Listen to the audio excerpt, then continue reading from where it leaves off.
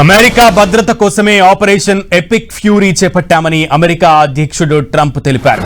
యుద్ధంపై జాతిని ఉద్దేశించి ప్రసంగించిన ట్రంప్ ఉగ్రవాదాన్ని ప్రోత్సహిస్తున్నందుకే ఇరాన్పై యుద్ధం చేస్తున్నామని చెప్పారు. ఇరాన్ నేవీ ఎయిర్ ఫోర్స్లను ధ్వంసం చేశామని, కీలక నేతలు అంతమయ్యారని ప్రకటించారు. యుద్ధం వల్ల ఇరాన్ భారీగా నష్టపోయిందన్నారు. అణ్వాయుధాలు ఉన్నాయని ఇరాన్ అంగీకరించిందన్న ట్రంప్ వాటిని ఎప్పటికీ తయారు చేయకుండా చేశామన్నారు. ఇరాన్ దాడుల్లో 13 మంది అమెరికా సైనికులు మృతి చెందారని చెప్పారు ట్రంప్. B-2 బాంబర్లతో ఇరాన్పై దాడులు చేశామని, అణ్వాయుధ సంపదను దెబ్బతీయడమే తన లక్ష్యమని తెలిపారు. యుద్ధం ముగింపు పైన మరోసారి క్లారిటీ ఇచ్చిన అమెరికా అధ్యక్షుడు చర్చలు కొనసాగుతున్నాయని తెలిపారు. అమెరికా భద్రత కోసమే ఆపరేషన్ ఎపిక్ ఫ్యూరీ చేపట్టామని అమెరికా అధ్యక్షుడు ట్రంప్ తెలిపారు. యుద్ధంపై జాతిని ఉద్దేశించి ప్రసంగించిన ట్రంప్ ఉగ్రవాదాన్ని ప్రోత్సహిస్తున్నందుకే ఇరాన్పై యుద్ధం చేస్తున్నామని తెలిపారు. ఇరాన్ నేవీ ఎయిర్ ఫోర్స్లను ధ్వంసం చేశామని, కీలక నేతలు అంతమయ్యారని ప్రకటించారు. యుద్ధం వల్ల ఇరాన్ భారీగా నష్టపోయిందన్నారు.